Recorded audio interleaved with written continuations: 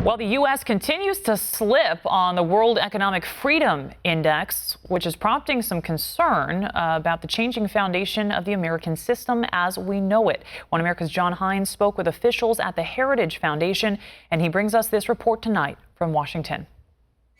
Economic freedom in America is eroding. At least that is what the conservative Heritage Foundation says in its 2016 report, which ranks the economic freedom of 186 world nations.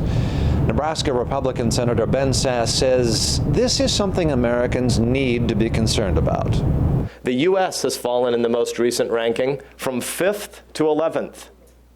Estonia, Chile, Canada, Ireland, and the UK have all moved ahead of the U.S.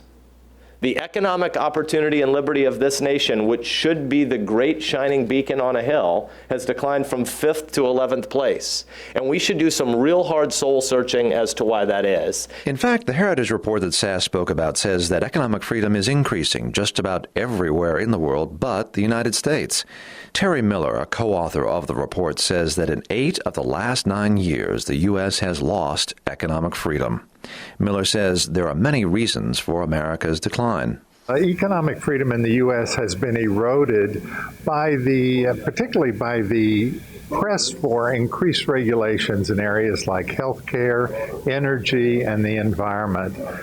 Also in the financial sector, where we've seen investment flows just tied up in knots.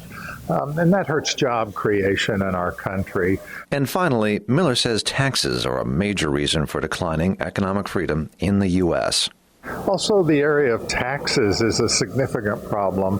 The U.S. has the highest corporate tax rate of any country in the world right now, and that makes us uncompetitive internationally.